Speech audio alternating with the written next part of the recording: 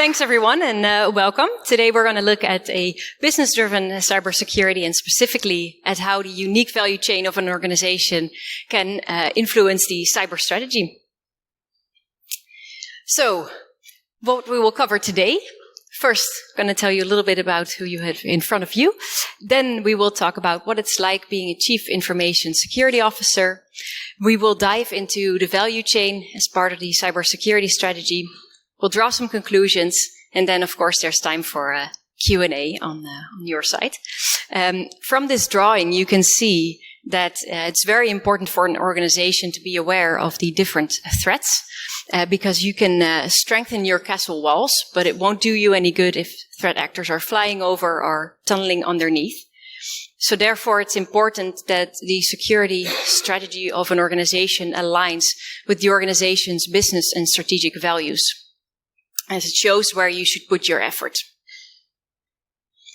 And before we dive in, I would like to know by a show of hands, who here has been involved in the creation of a cybersecurity strategy? Okay, great. Thanks.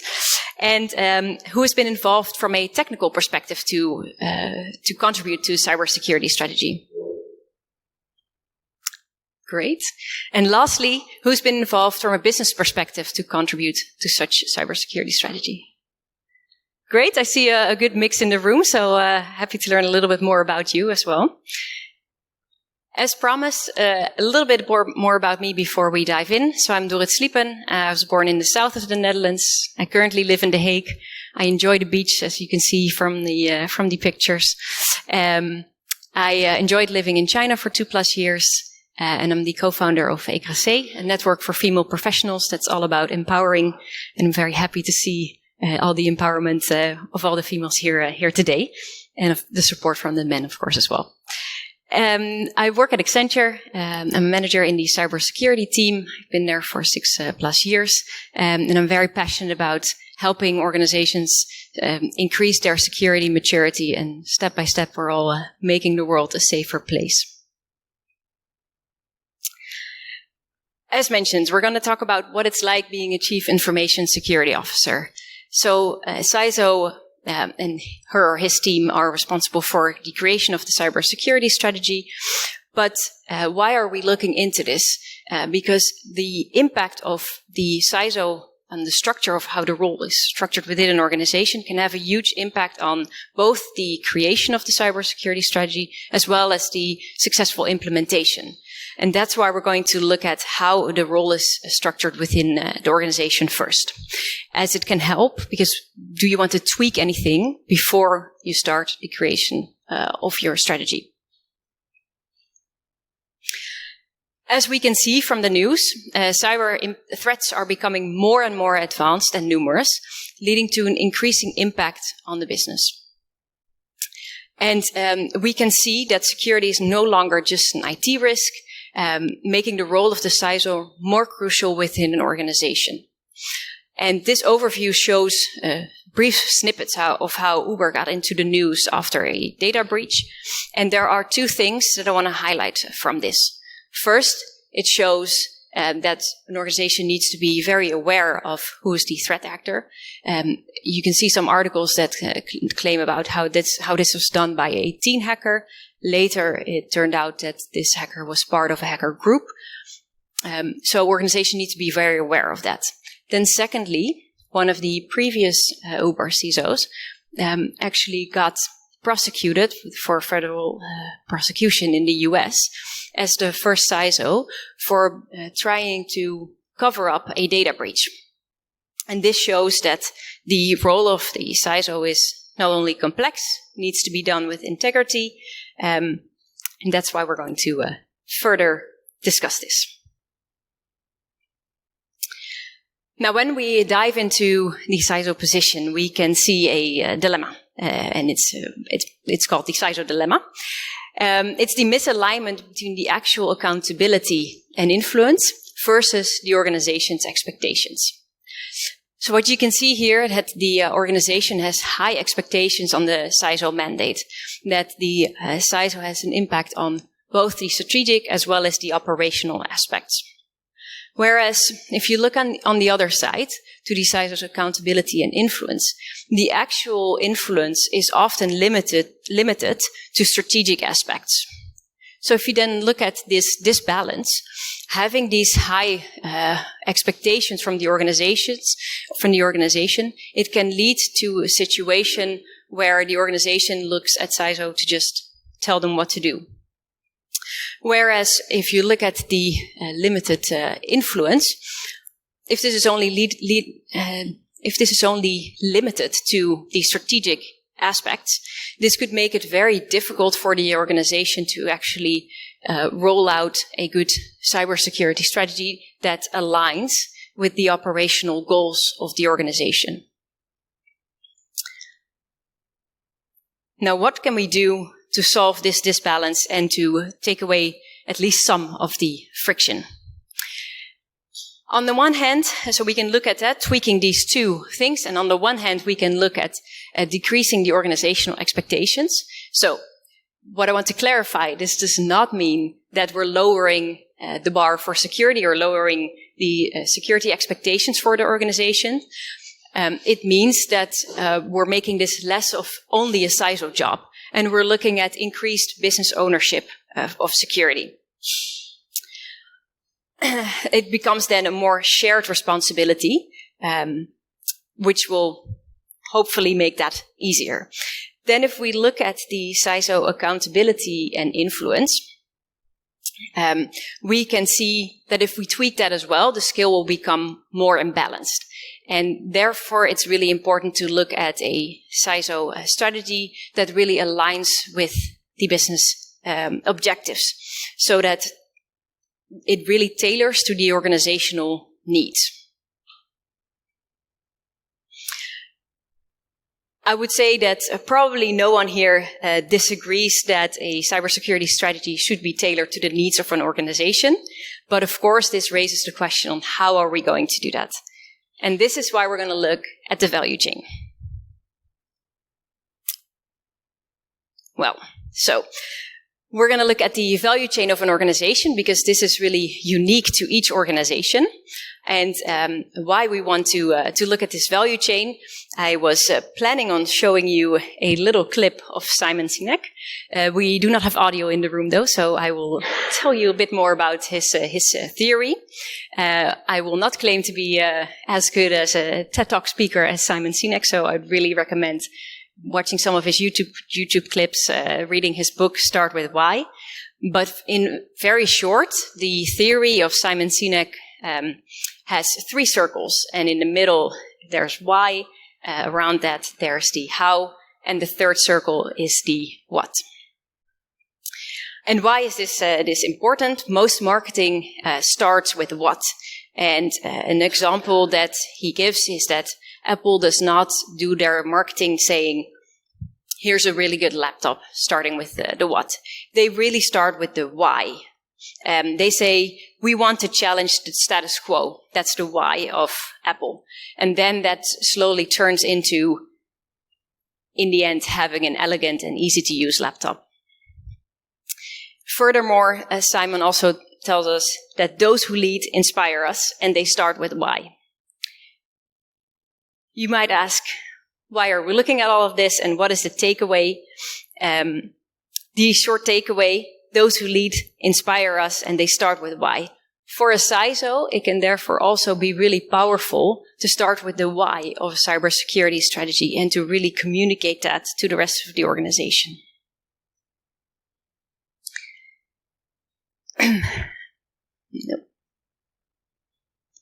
If we then look at our cybersecurity strategy, and we look at the input of the cybersecurity strategy, we see 3 elements. The value chain, so this is very specific to the organization. We see cyber threats that exist in the world, so it could be hacking groups, can be known vulnerabilities, and cyber regulations.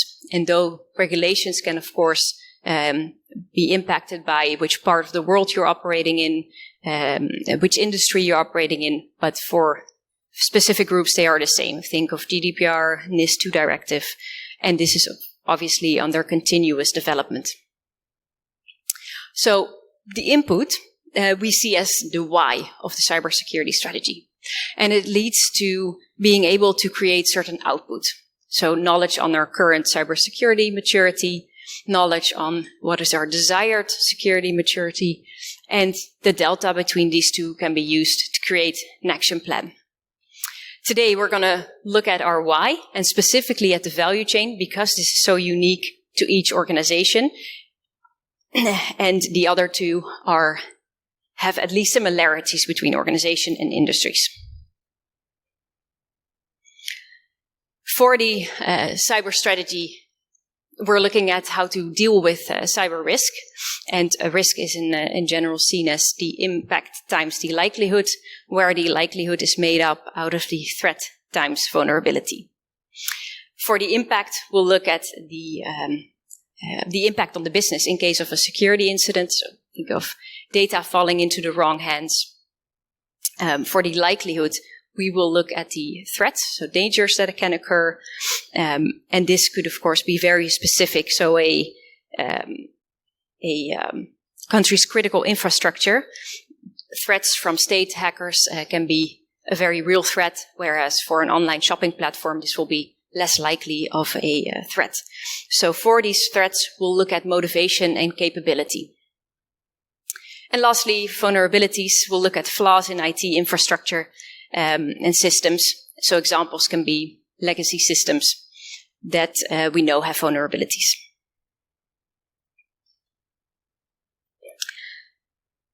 Then we arrive at our value chain. And our value chain helps to understand all the business processes. And this value chain is cut up in different blocks. So we have product development, where we can find all the processes that are related to the development of new processes. So think of R&D and how we are getting to a good price point. Then we have manufacturing and supply chain. So all processes connected to how do we actually manufacture these products. And this also includes the suppliers that the organization relies on. And then we have go-to-market, which has processes around the go-to-market strategy, so the marketing strategy, and how do we keep our customers happy. And lastly, corporate functions, where we have everything that, all processes that help the organization run smoothly. So think of HR, legal, anything that will help in making the operations run smoothly. So building the value chain already shows you what are important processes within an organization. And that's actually the first step of building this value chain. Now, what is different per organization is also the risk level of the processes within these blocks.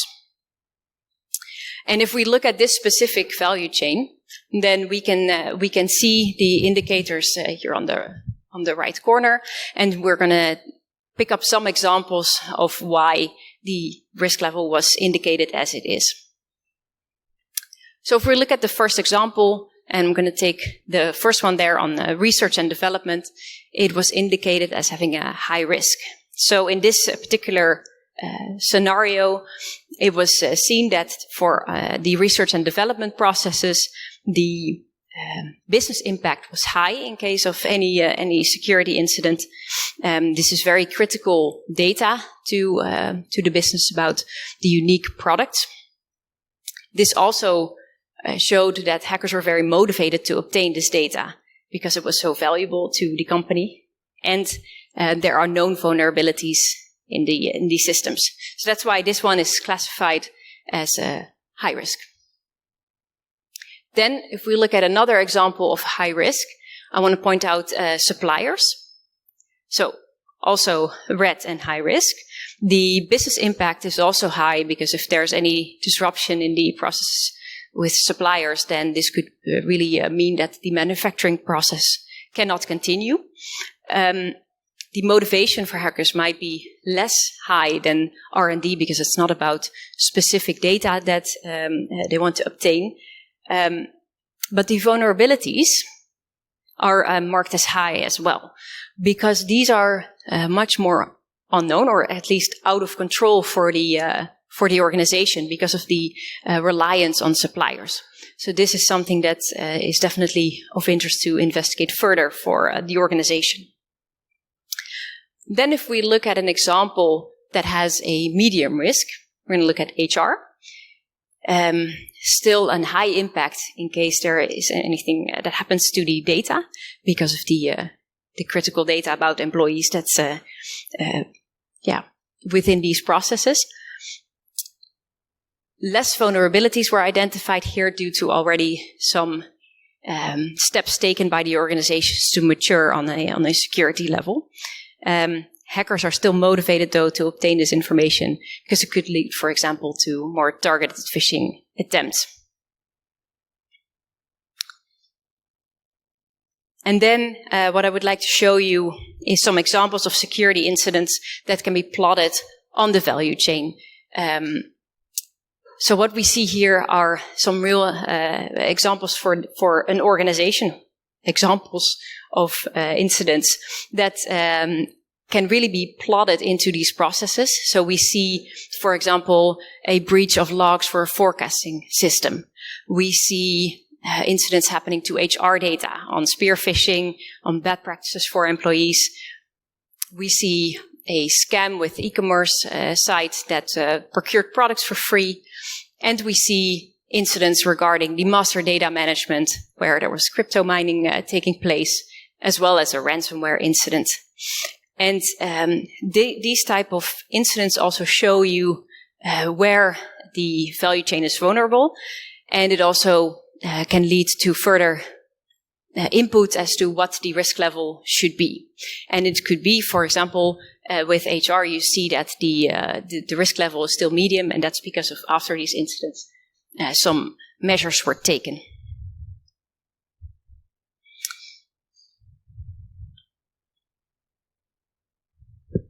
So if we're then going back to our cybersecurity strategy, what we've seen in the previous slides is how to identify for each of the processes in the value chain what the risk level is. And that should feed into the cybersecurity strategy to make sure that you're putting your efforts to the right places. And that will then also help in defining that output of having ultimately an actionable plan that will be relevant for the organization, and that will really make it executable to get to the desired security maturity state. And as with everything in cybersecurity, this is not a one-time activity and then you can put it in a drawer somewhere and leave it there for 10 years. It's really a continuous effort and update that need to be made to the value chain and to make sure that the risk levels assigned are up to date. That was a bit too quick. So that's what I wanted to share with you today on the cybersecurity strategy. And I want to thank you for your time and to see if there's any questions.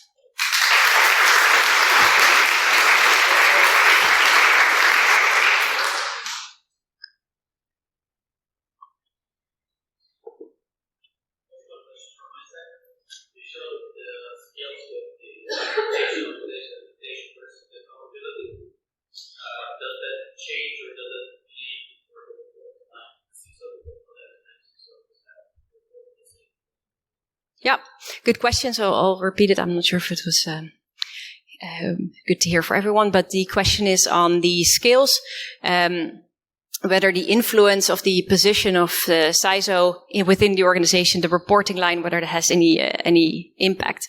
And in short, yes, this would impact it, because if you'd have the CISO reporting directly to the board, there's of course much more first-hand exposure to talk about security and also including risk. And it would help to really make it a shared responsibility among the board members. However, it could be also a deliberate choice of an organization. So if you'd look at an organization that's a very digital minded, it could really make sense to do that. If you look at an organization that's more compliance driven and it has less of that focus on security, then it could also be a choice not to do that, or not yet. Maybe the organization is not ready yet. Hope that answers your question. So another question there.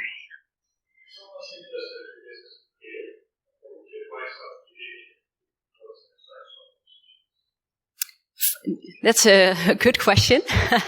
I don't think there's one answer to it. I think it also really depends on what the organization needs.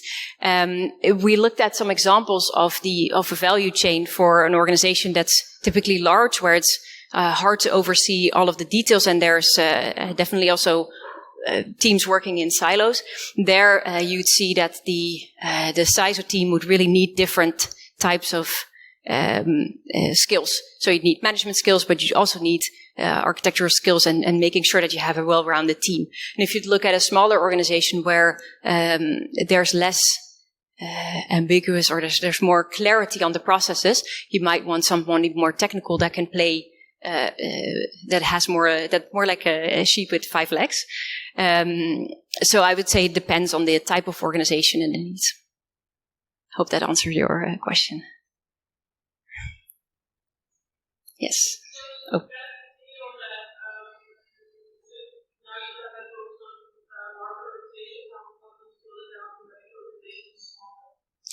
Yeah, that's a good question. So I would expect that when the organization is smaller, then the value chain can still be good to create, because it will still show you all the processes, and you'll also see the link between the processes and where you can pay extra attention.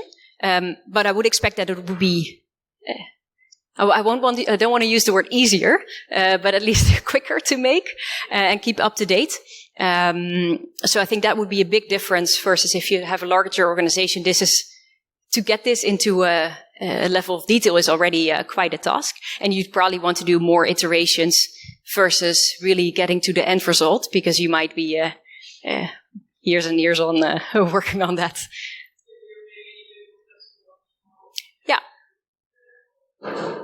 Yeah, and you could probably also respond quicker if there's any change to the risk level of processes in your value chain. And that could also be really interesting to be able to navigate. Yeah.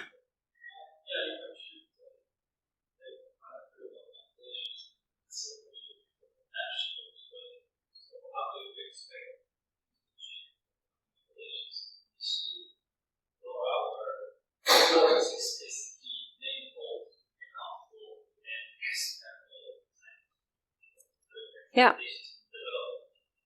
Yeah, that's a good remark indeed. Additional regulation will definitely draw attention to the rest of the board as well. And what you often see there is that there's indeed more attention, and it brings a lot of more questions from the other board members on, okay, but then what are we supposed to do?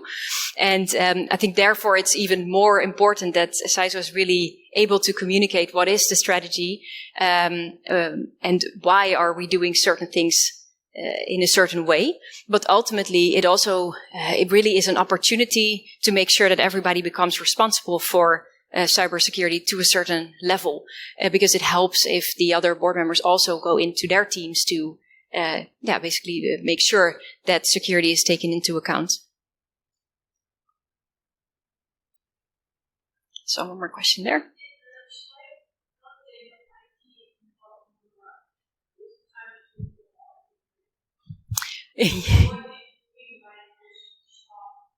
Yeah, it's a good question. We'll go back to the slide. And indeed, so all of the processes above would also have systems and IT behind it. And here we really mean IT that's supporting the organization itself. So there would be a difference in really what's just for the organization versus what is used in the processes for the other big blocks. And it's important indeed to also clearly then identify that, because everything falls or stands with knowing what's behind the boxes and, or at least being on the same page what's behind the box. Yeah, good remark. Thanks.